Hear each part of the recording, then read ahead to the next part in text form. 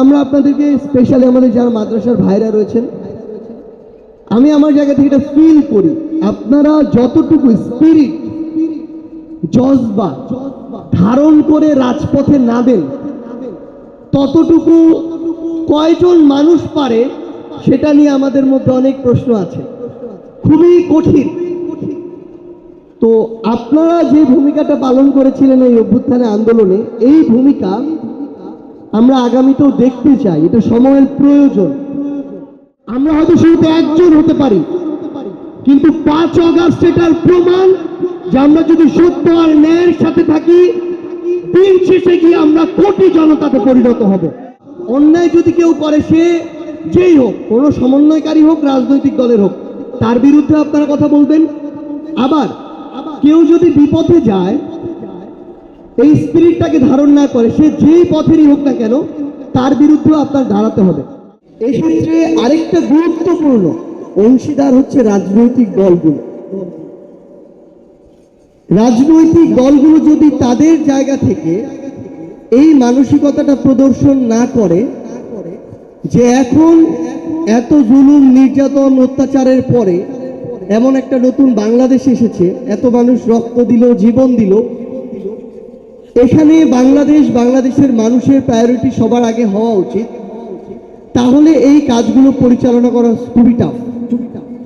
কারণটা হচ্ছে তারা তাদের ওই যে একটা পলিটিক্যাল স্ট্রাকচার আছে, ওই স্ট্রাকচারকে ব্যবহার করে, কিংবা এখানে আমার অনেক ভাই আছেন, একজন ভাইকে যদি এখনই বলা হয় যে কোনো একটা অটো স্ট্যান্ডে গিয়ে কয়েকজনের কানের নিচে কয়েকটা বাড়ি দিয়ে, কিংবা কয়েকজনকে রাতের বেলা একটা অফিসে ডেকে নিয়ে ধমকায় কালকে থেকে প্রতি মাসে 10,000 টাকা চাঁদার ব্যবস্থা করে দিতে হবে, এখানের একজন ভাই ওটাতে রাজি হবেন না। সো কিছু কিছু গ্রুপের এরকম কিছু কালপ্রিট সাথে আছে, যেই কালপ্রিটগুলোর কাছে অল্প কিছু স্বার্থ বা অল্প কিছু টাকা বৃহৎ একটা পরিসরের মানুষ কিংবা একজন মানুষের জীবন নিরাপত্তার চেয়েও বেশি মূল্যবান, এবং তারা তাদের জায়গা থেকে এই কাজগুলো করছে, এমন কিছু গোষ্ঠী তাদেরকে ব্যবহার করছে, যেটা আমরা বিগত 16 বছরে দেখেছি। সবচেয়ে গুরুত্বপূর্ণ হচ্ছে আমরা তো আমাদের চোখের সামনে লাশ পড়তে দেখেছি, হাজার হাজার মানুষকে রক্তাক্ত হতে দেখেছি, অসংখ্য ভাইকে দেখেছি নিথর দেহ রিকশায় করে নিয়ে যাচ্ছে একজন হসপিটালের দিকে, শুধু এটা চেক করার জন্য যে বেঁচে আছে কিনা। চোখের সামনে ঢাকা মেডিকেলে দেখেছি এক ভাইয়ের লাশ স্ট্রেচারে শুয়ে আছে, তার মগজটা পাশে পড়ে আছে। তো এগুলো তো আমাদের চোখের সামনে দেখা। আমার এক হাফেজ ভাই চোখ বের হয়ে ঝুলে গালে রেখে চোখে গুলি করেছে। তো এগুলো আমাদের চোখে দেখা। তো আমরা যখন এই চোখ দিয়েই আবার দেখি, এই বিবেক দিয়ে অনুধাবন করি যে কিছু মানুষ এখন আবার কিভাবে ক্ষমতার অপব্যবহার করা যায়, কিভাবে দখলদারিত্ব করা যায়, কিভাবে চাঁদাবাজি করা যায়, কিভাবে সিন্ডিকেট চালানো যায়, কিভাবে কয়েকটা বিল্ডিং দখল করা যায়, কিভাবে কার বাড়িতে রাতের বেলা গিয়ে ধমকিয়ে তার কিছু জিনিসপত্র আত্মসাৎ করা যায়, এই চর্চা এখন কিছু মানুষ ব্যস্ত হয়ে গিয়েছে। এই চর্চাগুলো আমরা যেটা বুঝতে পারছি, এই লড়াইটা আমাদের কয়েকদিনের না, কারণ এটা তাদের রক্তে মিশে ছিল, এটা তাদের যে আমাদের জেনেটিক্যাল স্ট্রাকচার এটাতে মিশে ছিল।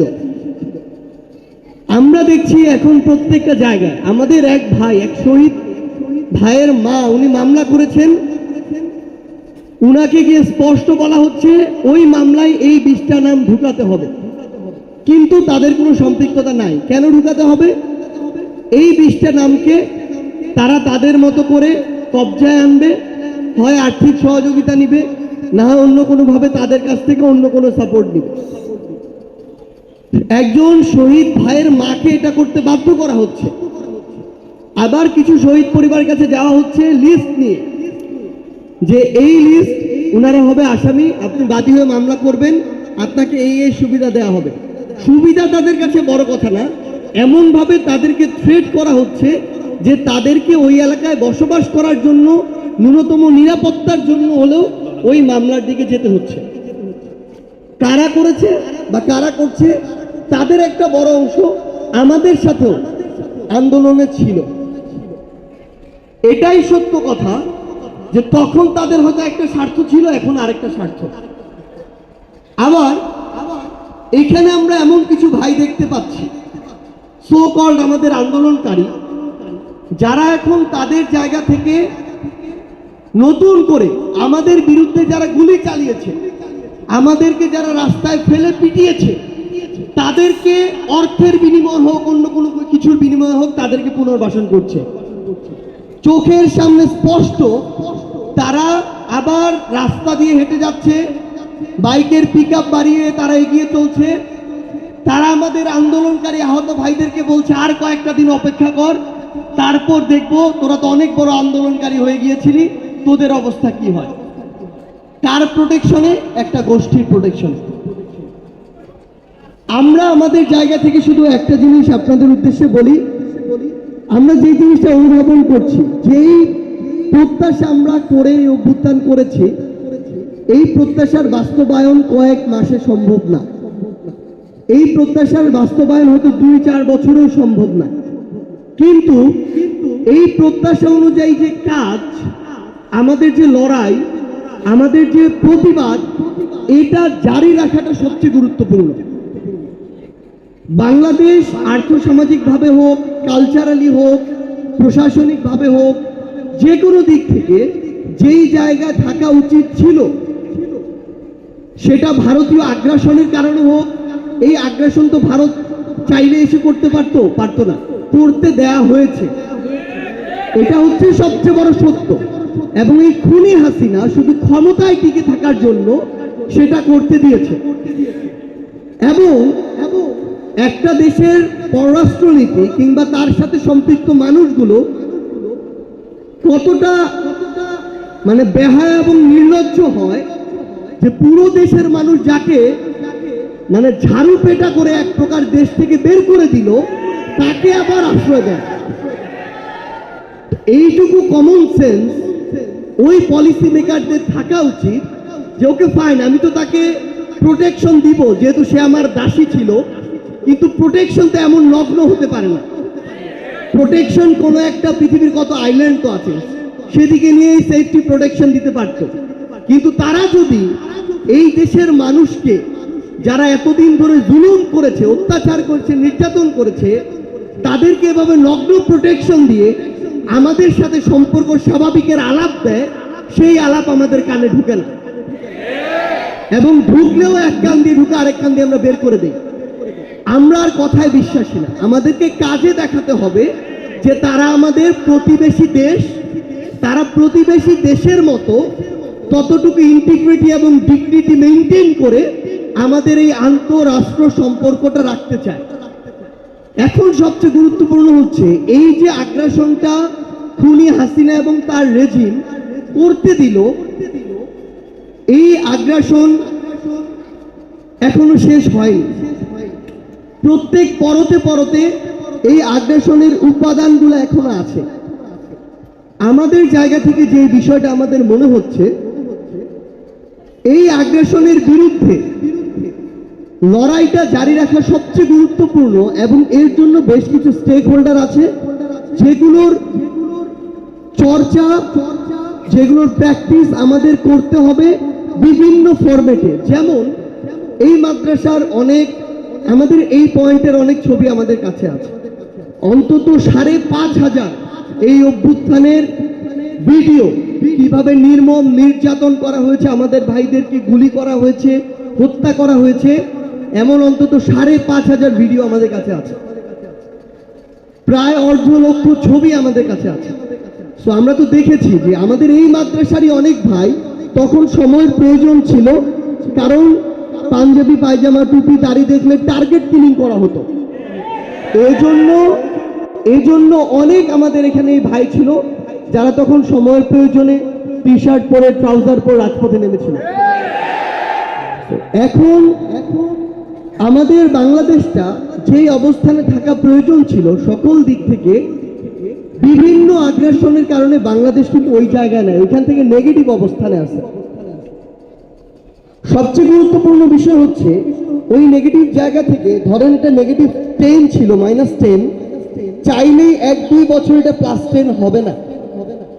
আমাদেরকে এটা আগে নিউট্রাল করতে হবে। নিউট্রাল করা মানে বাংলাদেশের আর্থসামাজিকভাবে হোক, সাংস্কৃতিকভাবে হোক, যে কোনোভাবে হোক না কেন, যেই জায়গায় থাকা প্রয়োজন বাংলাদেশে ওই জায়গায় নিয়ে আসা, ওই স্ট্যান্ডার্ডে নিয়ে আসাটা সবার আগে গুরুত্বপূর্ণ।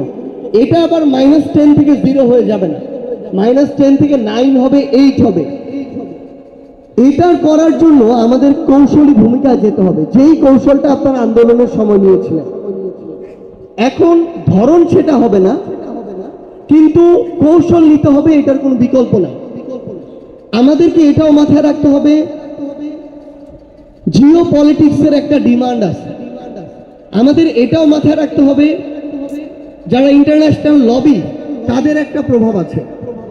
এটাও মাথায় রাখতে হবে, বিশ্বের যারা পরাশক্তি বা পৃথিবীতে যে রাষ্ট্রগুলোতে মুসলমান সংখ্যাধিক্য আছে তাদের ইতিহাসে বিভিন্ন অ্যাকশন এবং রিঅ্যাকশনের কি প্রতিক্রিয়া, এই সামগ্রিক বিষয়গুলোতে শিক্ষা নিয়ে আমাদের পরের প্রত্যেকটা স্টেপ ফেলতে হবে। বিগত 16 বছর কিন্তু অনেক আন্দোলন হয়েছে। 28 অক্টোবর বিএনপি প্রায় 3 লক্ষ মানুষের সমাবেশ ঢাকায় ঘটিয়েছিল। তো তার চেয়ে কম মানুষেও ওই 17, 18, 19 জুলাই ঢাকার রাজপথ কিন্তু বেশি হবে বলছে।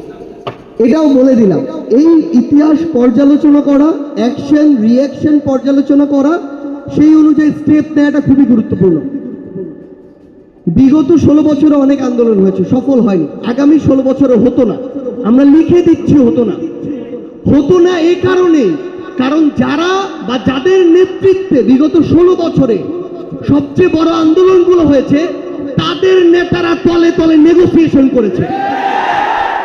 তাদের নেতাদের গাড়িতে শুধু ফ্ল্যাগ ঝুলানো বাকি ছিল, বাকি সকল সুযোগ সুবিধা তারা নিয়েছে। তাদের ওই পূর্বাঞ্চলেও প্লট আছে, তাদের গাড়িও মার্সিডিজ ছিল, তাদের কানাডাতেও বাড়ি আছে। এরাই আবার বিরোধী দল সহ বিভিন্ন দলের ব্যানারে রাজপথে নেমেছে। যখনই পুলিশ একটা টিয়ার সেল ছুড়েছে, এরা সেই চলে গিয়ে কর্মীদেরকে সামনে দিয়ে রক্তাক্ত করেছে। এরকম লিডাররা যতদিন এই বাংলাদেশের সামনে থাকতো, ওই খুনি হাসিনার রেজিমের ধ্বংস হতো না। এখন সবচেয়ে গুরুত্বপূর্ণ কথাটা হচ্ছে, আমাদের এই অভ্যুত্থানে অনেকেই আছে যারা নেতৃত্বের জায়গায় আপনাদের বন্ধু, ছোট ভাই, বড় ভাইয়ের বয়সে ছিল। অনেকে আমরা আছি যারা আমরা সন্তানের বয়সে ছিলাম। কিন্তু দুইটা জায়গা কিংবা বেশ কয়েকটা জায়গা, এক আপোষহীনতা, দুই ওই সৎ সাহস, এবং তিন সবচেয়ে গুরুত্বপূর্ণ বিষয় হচ্ছে কৌশল। এই তিনটা জায়গায় আমাদের বিন্দু মাত্র কখনো আমাদের জায়গা থেকে নেগোসিয়েশনের মানসিকতা ছিল না। কোন একটা ইন্টেলিজেন্সের গ্রুপ আমাদের 3 জনকে ডেকে নিয়ে গিয়েছে, অন্য 3 জনকে বলা ছিল কালকের কর্মসূচি এটাই, আমাদেরকে ঝুলিয়ে দিল কর্মসূচি এটাই হবে।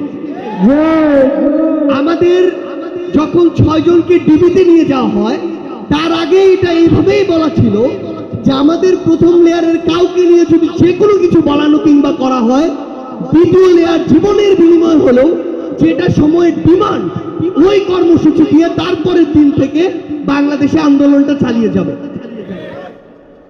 কিন্তু সবচেয়ে গুরুত্বপূর্ণ যে বিষয়টা, এই অভ্যুত্থান পরবর্তী সময়ে, আমি জানি আমার বক্তব্য লম্বা হচ্ছে, কিন্তু যখন প্রেক্ষাপটটা বলতে হয় এবং এরকম একটা বাড়ির এনভায়রনমেন্ট থাকে, তখন আমরা বলার চেষ্টা করি একটু পরোক্ষভাবে লড়াইয়ের প্রেক্ষাপট। তো এরকম যখন বিষয়টা হয় যে এই অভ্যুত্থান পরবর্তী সময় এখন কিন্তু ছোটখাটো বিভাজন তৈরি হয়েছে। এই বিভাজনগুলোকে আমাদের একপাশে রাখাটা ইম্পর্টেন্ট, এবং এটাই সত্যি যে সবাই এটা রাখতেও পারবে না। তো সেই জায়গা থেকে সবচেয়ে গুরুত্বপূর্ণ যে আমাদের বিষয়টা, সেটা হচ্ছে এই অভ্যুত্থান পরবর্তী সময়ে ধৈর্য ধারণ করা, কৌশল নেয়া এবং সত্যটাকে সত্য বলতে শেখা। আওয়ামী লীগ এবং তাদের ফ্যাসিস্ট রেজিম তারা তাদের জায়গা থেকে কিন্তু সোশ্যাল মিডিয়া প্রোপাগান্ডা শুরু করেছে। তারা আমাকে, আপনাকে, আমাদেরকে নানাভাবে প্রশ্নবিদ্ধ করে। কোনোদিন আমাদের 200 কোটি টাকা পাওয়া যায়, কোনোদিন 32 কোটি পাওয়া যায়, কোনোদিন 1000 কোটি পাওয়া যায়, এরকম শুরু হয়েছে। বিভিন্নভাবে ক্যারেক্টার অ্যাসাসিনেশন শুরু হবে, এগুলো শুরু হবে। আপনাদের জায়গা থেকে সবচেয়ে গুরুত্বপূর্ণ শুধুমাত্র রাজপথ নয়, এখন আমরা যারা ফ্যাসিস্ট বিরোধী আন্দোলনে একসাথে ছিলাম, সোশ্যাল মিডিয়া এখন গুরুত্বপূর্ণ জায়গা। সেই জায়গায় আপনাদের গুরুত্বপূর্ণ ভূমিকা পালন করা খুবই জরুরি। আশেপাশে সবাইকে সচেতন করা জরুরি, ফ্যাক্ট চেক করা জরুরি। দেখবেন এখন একটা বৃহত্তম রাজনৈতিক দল বিএনপি, আবার এখানে স্টুডেন্টরা আছে, মাদ্রাসার ভাইরা আছে, এদের মধ্যে বিভাজন তৈরি করার জন্য বিভিন্ন প্রোপাগান্ডাও আবার ছড়ানো হবে। বিভাজন শুধু আওয়ামী লীগের সাথে আমাদের একটা, এটা তো জনমের একটা দ্বন্দ্ব হয়েছে, এই দ্বন্দ্ব বড় করার নয়, বড় বিষয় না, নিজেদের ভিতরে দ্বন্দ্ব করার চেষ্টা করা হবে। সো এই জায়গা থেকে দেখবেন যে বড় বড় রাজনৈতিক দলগুলোর মধ্যে বিভাজন হবে, করারও চেষ্টা করা হবে, এবং তাদের সাথে স্টুডেন্টদের, আমরা যারা আছি আমাদের বিভাজন তৈরি করার চেষ্টা করা হবে। প্রথম কথা, অন্যায় যদি কেউ করে, সে যেই হোক, কোনো সমন্বয়কারী হোক, রাজনৈতিক দলের হোক, তার বিরুদ্ধে আপনারা কথা বলবেন। আবার কেউ যদি বিপথে যায়, এই স্পিরিটটাকে ধারণ না করে, সে যেই পথেরই হোক না কেন, তার বিরুদ্ধেও আপনার দাঁড়াতে হবে। আমরা আমাদের জায়গা থেকে শুধু আপনাদেরকে একটা জিনিসই বলি, আমরা মনে করি 16 বছরে কিংবা 53 বছরে যেটাকে শেষ করা হয়েছে বা ধ্বংস করা হয়েছে, সেটা করতে আপনার অন্তত 1 দশক সময় দিতে হবে, এবং এই সময়টা আপনার কৌশলী হতে হবে। হঠাৎ করে আমি একটা জিনিস পেয়ে যাব না, আবার কোনো জিনিস আমি ছেড়েও দিব না। এবং আমরা আপনাদেরকে, স্পেশালি আমাদের যারা মাদ্রাসার ভাইরা রয়েছেন, আমি আমার জায়গা থেকে এটা ফিল করি, আপনারা যতটুকু স্পিরিট, জজবা ধারণ করে রাজপথে নামেন, ততটুকু কয়জন মানুষ পারে সেটা নিয়ে আমাদের মধ্যে অনেক প্রশ্ন আছে, খুবই কঠিন। তো আপনারা যে ভূমিকাটা পালন করেছিলেন এই অভ্যুত্থানে আন্দোলনে, এই ভূমিকা আমরা আগামীতেও দেখতে চাই, এটা সময়ের প্রয়োজন। আমরা আপনাদেরকে জাস্ট একটা জিনিস অনুরোধ করব, আমরা এটা মনে করি আপনারা অনেক মেধাবী মানুষ, আপনারা একদম পড়াশোনা এবং রুটিন লাইফের ভিতরে থাকেন। বাইরের যারা আপনারাই দেখবেন, তারা কিন্তু তাদের, আমাদের চিন্তা ভাবনা, কালচার সবকিছু কন্টামিনেটেড, দূষিত হয়ে গিয়েছে বিভিন্ন প্রভাবে। সেদিক দিয়ে আপনারা অনেক ইনটেক থাকেন। আপনাদেরকে অনুরোধ করব, আপনারা আপনাদের রেগুলার পড়াশোনার পাশাপাশি দেশ এবং বিশ্বের অর্থনীতি, রাজনীতি, ভূরাজনীতি, দর্শন, পলিটিক্যাল সায়েন্স থেকে শুরু করে সামগ্রিক বিষয়গুলো নিয়ে আপনারা আপনাদের জায়গা থেকে পড়াশোনাটুকু আরো করবেন। আপনারা করেন, আমরা জানি। এটা গুরুত্বপূর্ণ কেন? কারণ আমার পবিত্র কুরআন প্রায় 1450 বছর আগে যেই মেসেজগুলো আমাকে দিয়েছে, এটা কিন্তু কয়েকশো বছরের জন্য না, এটা কিয়ামতের পূর্ব পর্যন্ত। তাহলে এই প্রত্যেকটি সময়ের সলিউশন, প্রত্যেকটি সিচুয়েশনের সলিউশন আমার সেখানে আছে। তো বর্তমান ঘটনার প্রেক্ষিতে সেই সমস্যাগুলোকে রিলেট করা এবং সেই অনুযায়ী সলিউশন করার জন্য আমাদের যেমন পবিত্র কুরআন এবং হাদিস সম্পর্কে ধারণা থাকতে হবে, যেই সিচুয়েশনগুলো হচ্ছে বা তৈরি করা হচ্ছে সেগুলো সম্পর্কে স্পষ্ট ধারণা তৈরি করা প্রয়োজন বা ধারণা থাকা প্রয়োজন, তাহলে আমরা দুটোকে রিলেট করতে পারবো। তো আপনাদেরকে শুধু এটুকুই অনুরোধ, আগামীর বাংলাদেশ আমরা যে জায়গায় প্রত্যাশা করি সেটা তৈরি করার জন্য আমাদের সম্মানিত অগ্রজ কিংবা প্রবীণদের অভিজ্ঞতা কিংবা পরামর্শের যেমন প্রয়োজন আছে, সামনের সারিতে বীর দর্পে বুক চিতিয়ে সিনাটা টান করে আমাদের রাজপথে থাকারও প্রয়োজন আছে। এবং আমরা যদি এই একটা জিনিস করতে পারি, তাহলে সময় হয়তো কিছু লাগবে, কিন্তু যেটা আমরা প্রত্যাশা করি, যেই জায়গায় বাংলাদেশকে আমরা দেখতে চাই, সেই জায়গায় আমরা অবশ্যই নিয়ে যেতে পারবো ইনশাআল্লাহ। আপনাদেরকে সেই আহ্বান জানাই, এবং আপনাদের সাথে এটা প্রথম দেখা, কিন্তু ইনশাআল্লাহ এটা শেষ দেখা নয়, আবারও দেখা হবে, আবারও কথা হবে। সে পর্যন্ত আপনারা অনুগ্রহ করে সত্যের সাথে থাকবেন, ন্যায়ের সাথে থাকবেন। আমরা হয়তো শুরুতে একজন হতে পারি, কিন্তু 5 আগস্ট এটার প্রমাণ যে আমরা যদি সত্য আর ন্যায়ের সাথে থাকি, দিন শেষে গিয়ে আমরা কোটি জনতাতে পরিণত হব এবং ইনশাআল্লাহ ওই দিন শেষে আমাদের বিজয় সুনিশ্চিত হবে। সবার সাথে আবারও দেখা হবে সংগ্রামের রাজপথে অথবা বিজয়ে। ইনকিলাব।